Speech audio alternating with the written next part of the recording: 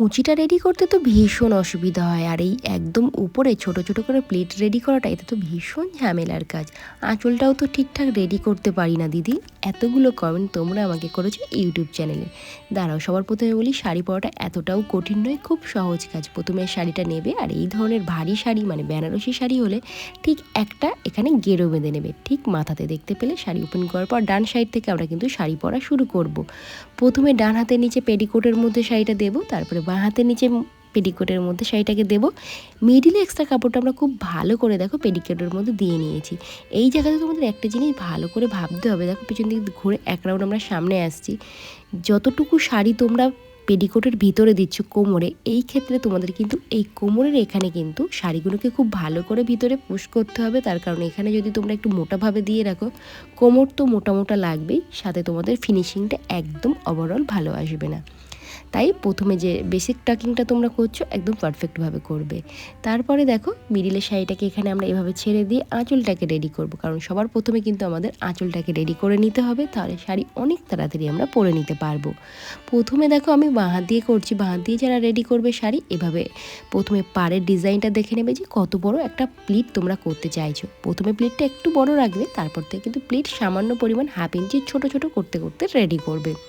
আর লাস্টের প্লেটটা দেখো ঠিক এভাবে উল্টে যাবে, তাহলেই কিন্তু পারফেক্ট এখানে তোমাদের আঁচলের প্লেটগুলো রেডি হয়ে যাবে। আর এখানে যদি তোমাদের মনে হয় হাত থেকে স্লিপ করে যেতে পারে, তাহলে অবশ্যই এখানে একটা সেফটি পিন পিন আপ করতে পারো। আর সেফটি পিনের অল্টার এখানে কোনো হেয়ার ক্লিপ তোমরা আটকে রাখতে পারো।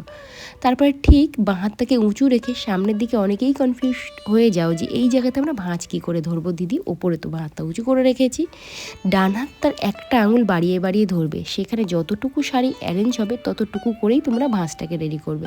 বাস এটাকে ধরে কাঁধের উপর রেখে দাও, দেন নিচের দিকে নেমে এবার যদি তোমাদের মনে হয় ওভাবে পারছি না, তাহলে আরও একটা সহজ অপশান দেখিয়ে দিই। এই পাড়ের তলায় জাস্ট বাঁ হাতটাকে আগে দেবে আর ডান হাতটা উপরে রাখবে, দেখতে পাচ্ছ।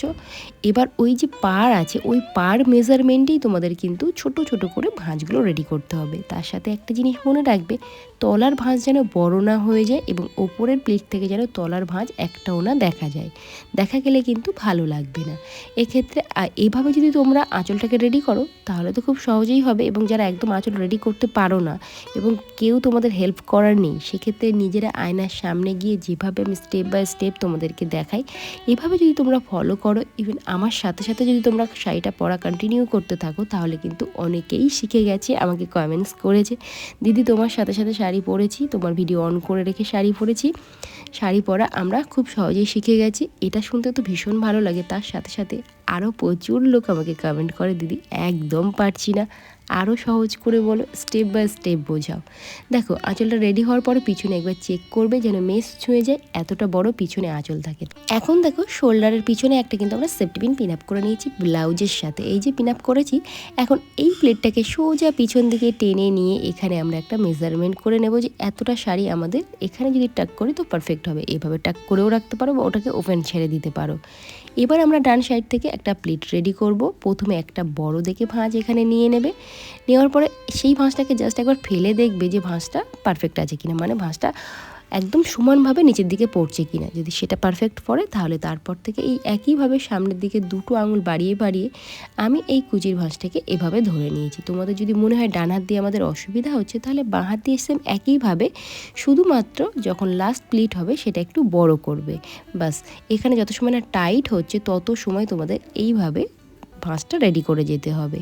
তারপরে ঠিক কুচির মাথাগুলো কিন্তু অবশ্যই সমান করে ধরতে হবে, তাহলে নিচের দিকের মাথাগুলো কিন্তু সমান হয়ে যাবে। আর শাড়ি যদি একটু ফোলা ফোলা ভাব থাকে, তাহলে আমি বলবো প্রত্যেকটা ভাঁজ রেডি করার পর ওপর থেকে খুব টাইটভাবে হাতটা প্রেশার দিয়ে এভাবে নিচের দিকে নামিয়ে নেবে। তাতে করে তোমাদের কুচির মাথাগুলো সুন্দরভাবে সমান হবে। এক্সট্রা কাপড়টা পেটিকোটের মধ্যে খুব ভালো করে দিয়ে নেবে এবং সামনেটা একটু চারিদিকে ছড়িয়ে দেবে পেটিকোটের ভিতরে হাত দিয়ে। তার কারণ তোমাদের পেটটা বা টামিটা ফোলা ফোলা লাগবে না, স্লিম দেখাবে।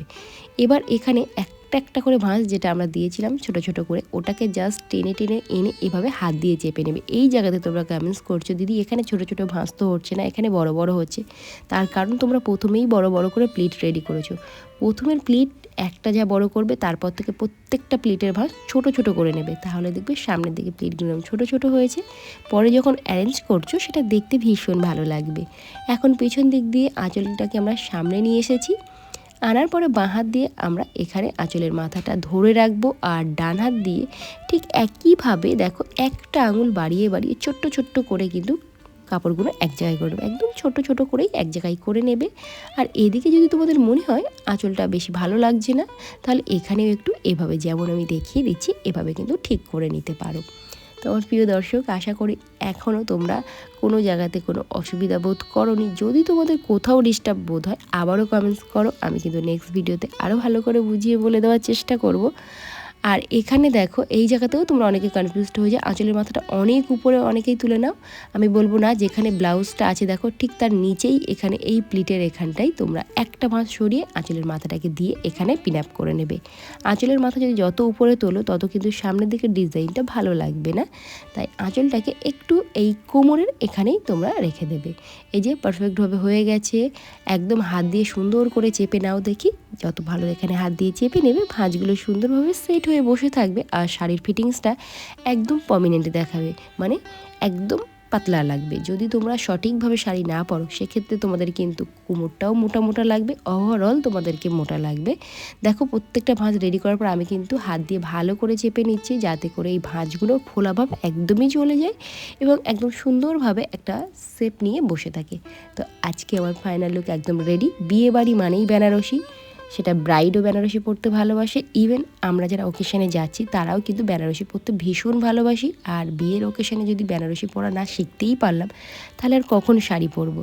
তো আজকের আমার ভিডিওতে আশা করি তোমাদের সমস্ত সমস্যার সমাধান হয়ে গিয়েছে। এবার বিয়ে বাড়িতে এরকম সুন্দর একটা ডিজাইন পরে চলে যাও দেখি, আর তারপরে কমেন্টস করবে যে তোমরা কোথা থেকে এই ভিডিওটা দেখছো। আর ভিডিওটা ভালো লাগলে অবশ্যই কিন্তু তোমাদেরকে আমার চ্যানেলটিকে সাবস্ক্রাইব করে রাখতে হবে।